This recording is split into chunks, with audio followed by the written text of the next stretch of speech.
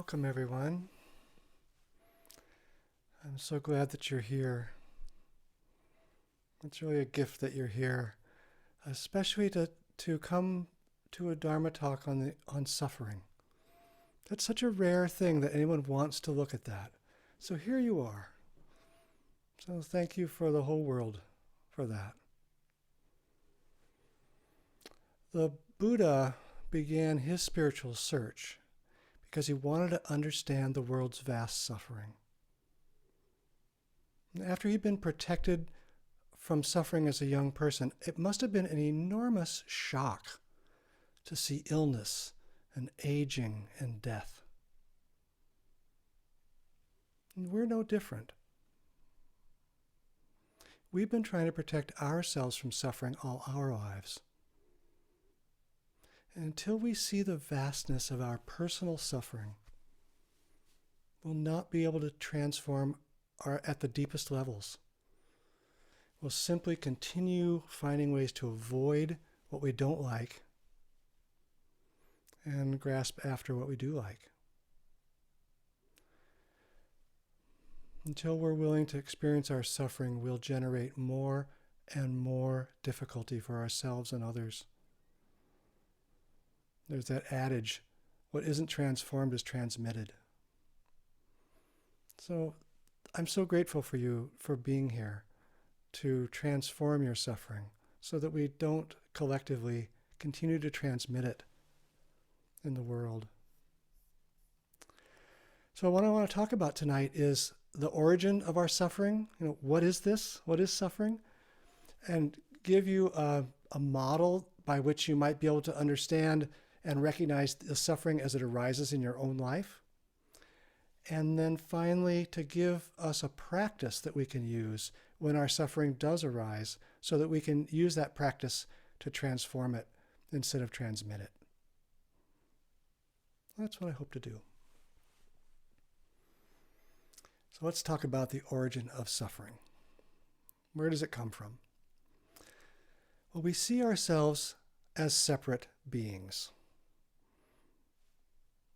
Why is that so? Because it feels like we're born from nothing and that we will eventually return to nothing. And this is terrifying.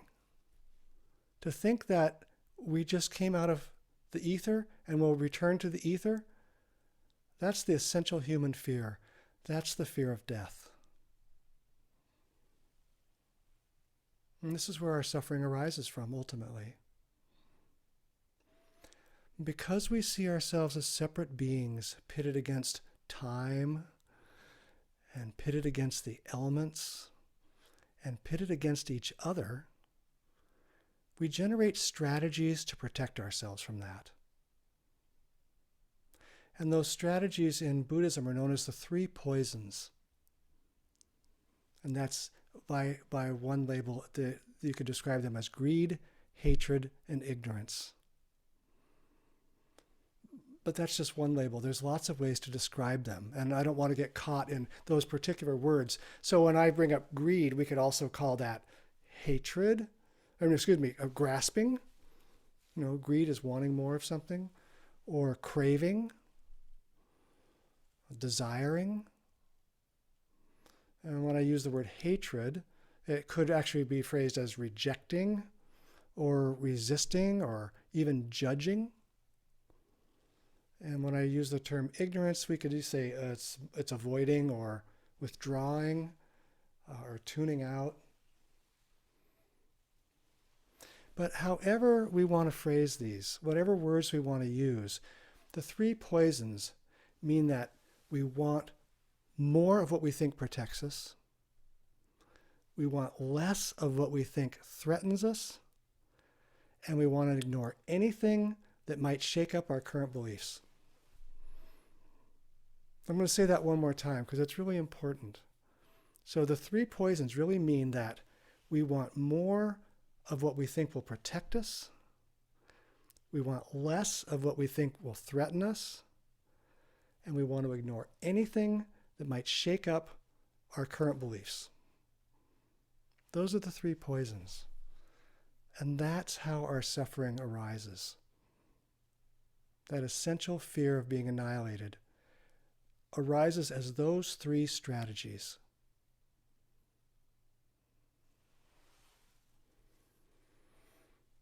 Okay, so how do those three poisons actually cause our suffering? I want to give you a little model here. So this is sort of a mind game, and take it if it works for you. Let it go if it doesn't. So imagine that you're in a movie theater, and you're experiencing the continual flow of events that is your life. So you're sitting there in this comfortable seat, and before you run all these events, just like a movie. Now, in an awakened state, we would sit there and observe in this curious present moment awareness. We just experience the flow of this, of life presenting itself and presenting itself and presenting itself. And if we did that, our life would be really easy. We have nothing to defend, nothing to grab onto. We'd be free. But unfortunately, that's not what we do. Instead, what we do is, as we sit there and watch this movie of our life unfold in front of us, we grab a single frame out of the flow, and we disengage from our life, we disengage from that movie, and we run out with that single frame into the lobby, and we ruminate about whether that single frame protects us or threatens us. So we grab a single frame out, and we run away from our life, and we look at it, and we say, is this good? Is this bad? Does this shake me up and I don't want to see it? So if we discover that that single frame that we've just grabbed and ran out to the lobby with threatens our sense of a separate self, what do? Well, we resist it. I don't want that. Maybe we even try to destroy it, eliminate it, and likely we'll blame somebody else for creating it. Your fault. You did that to me. And on the other hand, if what we pull out of that movie, that one frame, and we run out to the lobby with, seems to protect our sense of a separate self, then we will grasp onto it, hold it tight. We'll try and make it permanent. It'll last forever. And we'll credit ourselves with making it. I did this. Look how great I am. So meanwhile, while we're out in the lobby, that movie of our life just keeps playing, but we're no longer there. We ignore its presence. And we choose instead to stay out in the lobby battling for our separate self-survival. We miss so much. So we can keep this up for a while, and eventually our anger at what we see on that single frame or our clinging to that single frame will exhaust its energy. And so we head back into the theater, we take our seat until the next frame comes by that threatens us in some way or that we want to grab onto, and we grab that frame and we run back out to the lobby and we repeat the process. So this is the mental formation that we use to suffer. If we could simply stay with the flow of our lives and be the kind observer, it would be quite easy. But we don't do that. We keep grabbing frames and running out, missing our life. So I think this is how most of us live our lives. And there's no need for judging or blaming ourselves for that. We all do that because of causes and conditions that we don't have control over, or maybe only partial control over. And one of those causes and conditions is that we are at core animals with a survival instinct. I think this is probably programmed into our DNA at some level, self-preservation. So of course we're going to respond in this way.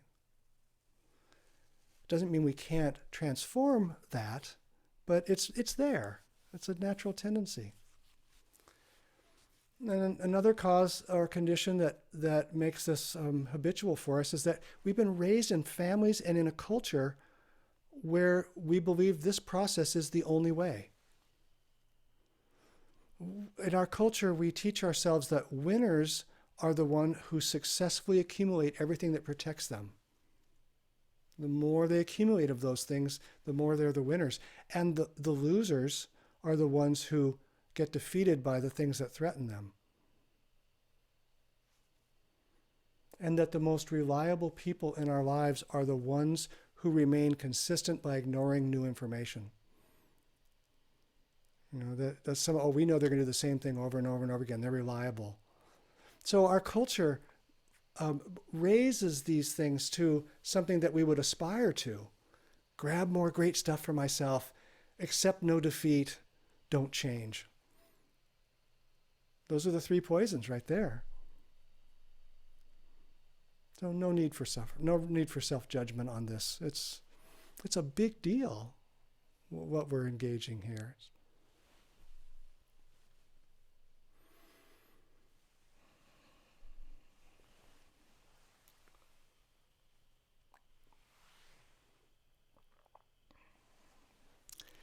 Okay, so given that big deal, how do we make our suffering, which is inevitable, into an art form? How do we do this so there's a possibility of transformation? In other words, if suffering is wired into us and acculturated into us, how do we respond? And this is where our practice comes in. The Buddha touched the reality of suffering and created a practice for us that worked for him and it works for us. And this practice repeatedly retrains our minds to respond productively instead of destructively. But that doesn't mean it's quick or easy. That's one of the reasons I feel such gratitude that you're here. Because it's not quick or easy, and few of us will do it. But it's the most important thing we can do. And why do I say that? Because when we liberate our mind from the three poisons, the whole world benefits. The whole world, including us. Everything we do ripples out. And every time we get freer, the rest of us get freer. So it really matters.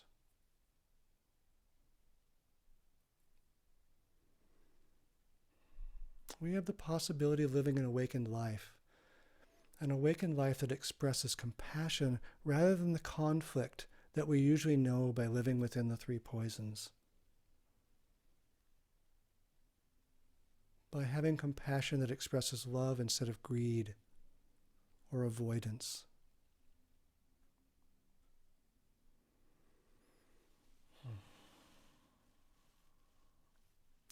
So let's talk about a practice we could use for freeing our minds from suffering. And this practice is quite simple. Hopefully it's simple to remember. But freedom is often misunderstood as a life free of suffering. And that's just our suffering mind hoping that the world will change so that we don't have to. Our suffering mind hoping that only frames come from the movie that are the things we want to grasp onto. That it's an endless cycle of, oh, that's great, I want more of that. Oh, that's great, I want more of that. Ooh, and we just live like that. But we know that this is not what happens. Our suffering is unavoidable. So our practice is not to avoid suffering, but to know how to be with our suffering rather than flee from our suffering. So here's the practice. The practice is feeling without fleeing or feeding. Fleeing, feeling without fleeing or feeding. So I'm gonna unpack that. It's a lot of F and EEs. Hopefully that makes it easier to remember instead of harder to remember. So let's talk about feeling. Feeling.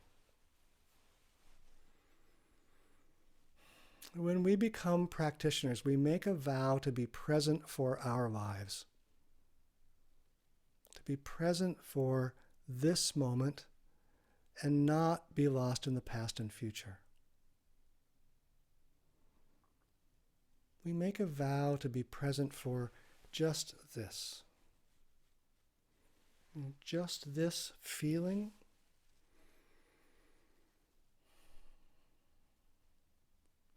Just this thought.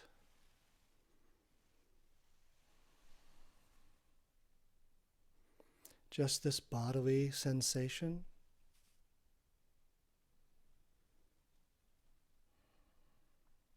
Just this emotion. It doesn't matter what the just this is. We make a vow to be there for it. Just like we're sitting in the movie watching our life. We vow to sit and be there. So sometimes feeling the just this of the present moment is really lovely. It's really lovely. Like taking the first lick of a strawberry ice cream cone. Lovely. Or in the Northwest this last week, we had the first spring sunshine. And to feel that on your cheek, lovely. But sometimes feeling the just this of this present moment is challenging. Many of us are feeling the pain of our aging bodies. Or maybe we're reliving those gut-wrenching memories from our past. Things that happened to us that were abuse or betrayal. Yet our vow to be present with this moment, to feel this moment as it is not just a vow to feel the good moments. It's a vow to feel all the moments, whether we like it or not. So this is the first step of the practice, to feel just this. Feel just this. Another word we could use for feeling just this is practicing mindfulness. And in the next month, we'll be talking about mindfulness and have several weeks focused on mindfulness. So we'll go into what that really means to feel by practicing mindfulness. But I think you have a pretty good idea. I mean, this is a central teaching from Thich Nhat Hanh that we know about feeling our lives, being mindfully aware of our lives. So that's the first step. Feel. Feel what's here. And the second step. Once we feel what's there, once we notice what is there, we have to make another vow, which is not to flee from what we feel, not to run away from what we feel. And this step of not feeling can also be called concentration.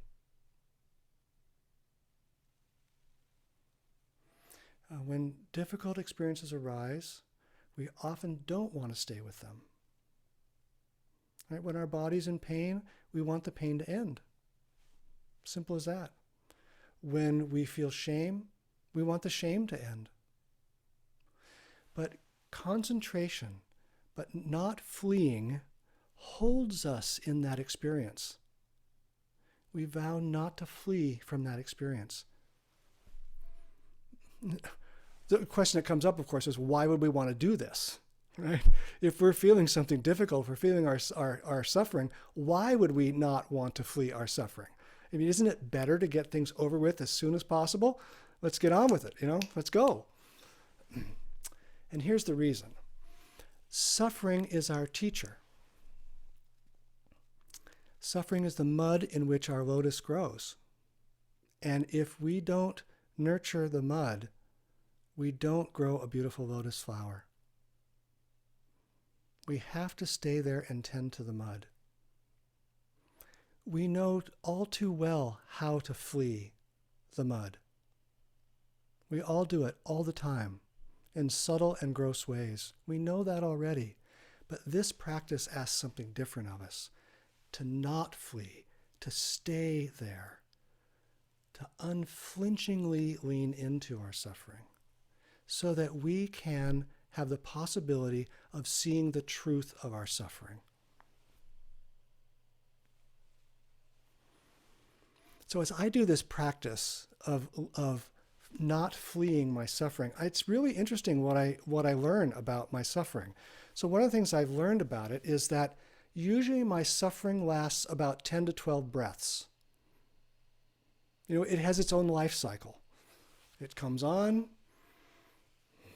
breathing in and out, it stays, breathing in and out, maybe it gets more intense, less intense, whatever it is. But by 10 or 11 breaths, my suffering really can dissipate and it just moves right through. But if I don't stay with it, I don't see that. I think it's something I have to run from. And I've decided, well, I can be with pretty much anything for 10 or 12 breaths. So bring it on. Bring it on. I kind of think of my suffering like the Wizard of Oz. In the Wizard of Oz, the wizard has built this great, huge edifice of this castle, and the characters come down the hallway, and there's all this sound, and they're all shaking, and they get to the Wizard of Oz, and it's the big projection of this image above, and there's flames that shoot up, and all this stuff, and they're just frightened as can be.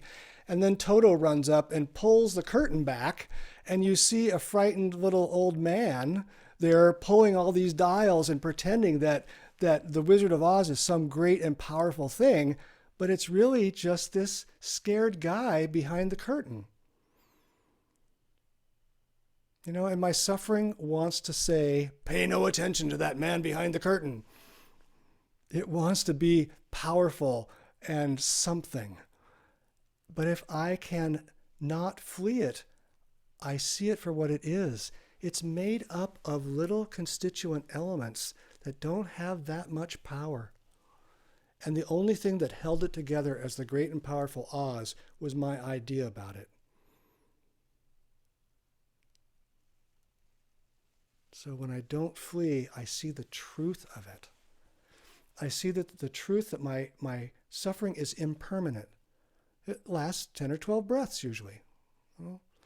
I see that my suffering is not my fault. I've been beating myself up and trying to avoid this suffering for so long because I thought it was some shameful thing. No, it arose from all kinds of conditions. Some I caused, most I didn't.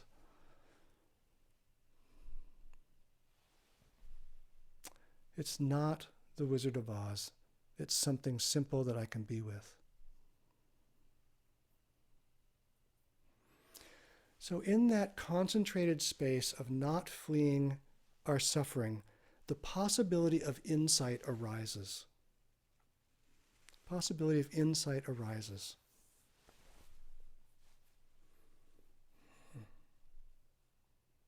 Mindfulness, concentration, and insight. This is the core of the practice that Thai has transmitted to us. I'm using different words for it. It's the core of our practice. But the last one, feeding, not feeding our suffering. This is something that's a little bit subtle, and I like to think of this as feeding as a near enemy of concentration. It's something like concentration, but it has morphed into something different. And it can be a little bit subtle to see when that happens. So I'd like to talk about not feeding our suffering now. So we have made a vow to feel it, to know when it arises, and then once we know it, to not flee it, to not run away from it. But now we have to be very careful that that itself doesn't become feeding of our suffering. So what do I mean by feeding of our suffering? To feed our suffering is to become caught in our suffering. To feed our suffering is to become caught in it. It's very easy for this to happen because suffering can overwhelm us. It feels extremely strong and painful sometimes, and that can sweep us away. And so, unlike feeling our suffering, where we are the kind observer, like watching the movie, we're this kind observer, when we're feeling, when we are feeding our suffering, we are now our suffering's victim. When we are feeling it and not fleeing it, we are learning from our suffering. When we flip over into feeding it, it owns us. It's a monster that we keep giving feed to. So what does it look like to feed our suffering? Well, when the suffering appears, we start offering it extra energy. We turn up the volume. We give it more gas. We throw more logs on the fire. We make it into something even bigger than it was when it started. So it shows up a few ways for me, and you might recognize this. One of the ways that I feed my suffering is when I begin to ruminate on it. I'm no longer observing it. I'm feeding it the energy of rumination. And I do this by turning the story over again and again and again in my mind. And every time I do that, I seem to turn more into the hero, and the person that I may be in conflict with turns more into the villain. I'm feeding my suffering. So another way that I ruminate on and feed my suffering is the opposite. Not as though I'm making myself the hero, but I feed my shame and my regret. Oh, I did that. Ugh. And I do that either by cringing increasingly over my action. How could I be so stupid? How could I have done that? Oh. Or maybe by starting to explain my actions away. Well, I only did that because she said. But the point is that I'm ruminating about this and I'm feeding it energy. So those are kind of feeding things about the past, but we can also feed our suffering about the future. So here's what I might do around that. What about feeding my anxiety? So I can feed my anxiety by anticipating future events and trying to bring everything under control. And of course, we know that this isn't possible. So I spend hours sometimes thinking through, planning, all to make myself feel in control. And when I finally arrive at the event, it's nothing like I imagined. It was just a complete waste of time. I spent hours in the lobby missing my life.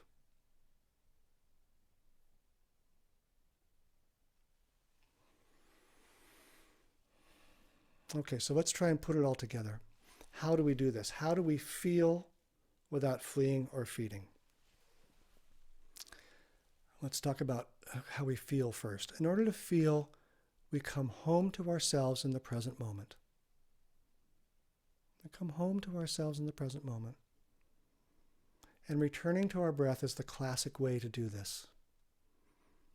It's the classic way to return ourselves to the here and now.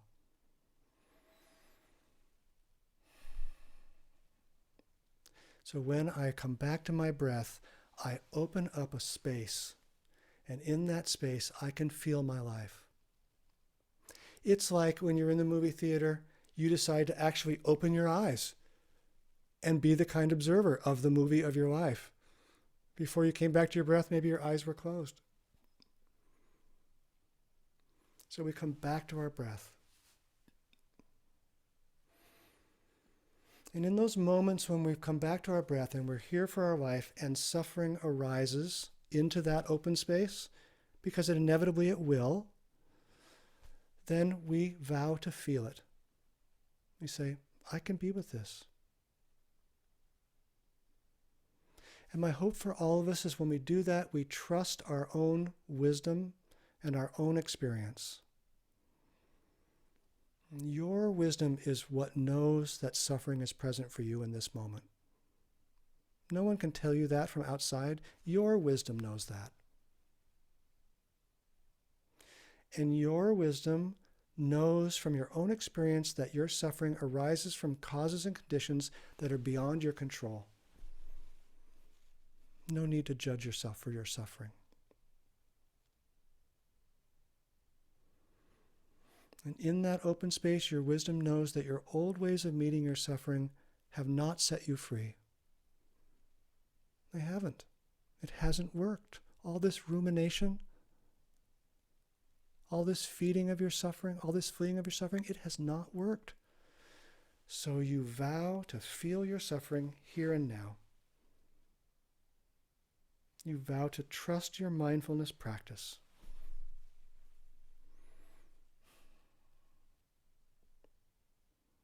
And once you're there, once you make this vow to be there and feel it, then the next step is you don't flee. You really feel it in a sustained way. You vow to use your concentration so that you can be a student instead of a victim. Thank you, Joanne Friday, for that distinction. Very good teaching she offered. So when I want to not flee my suffering, it really helps for me to establish a loving, kind relationship with it. So I like to say things like, hello, my dear suffering. I know that you're here. Please tell me what I need to know. Tell me about yourself. Where do you come from? I'm here to listen and I'm here to understand. I won't leave you.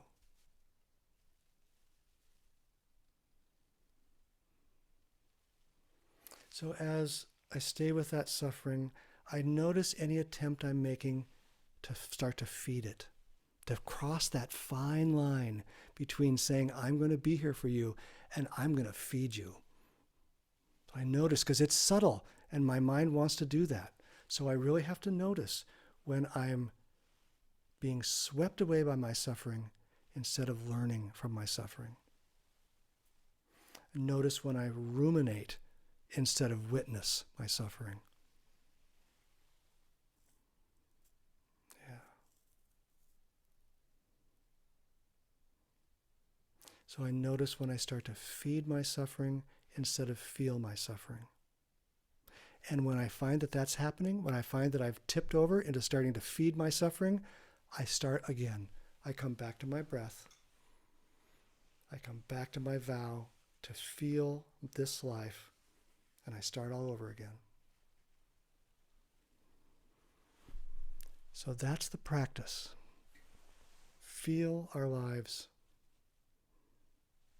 Don't flee our lives. Don't flee our suffering. And don't feed our suffering. That's the practice.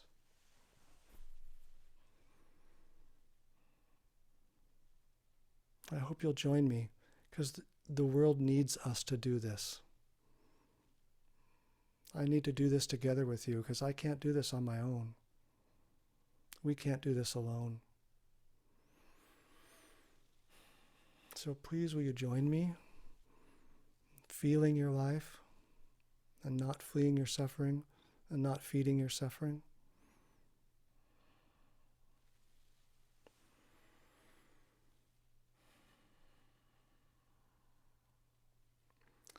Let's end with the sound of the bell.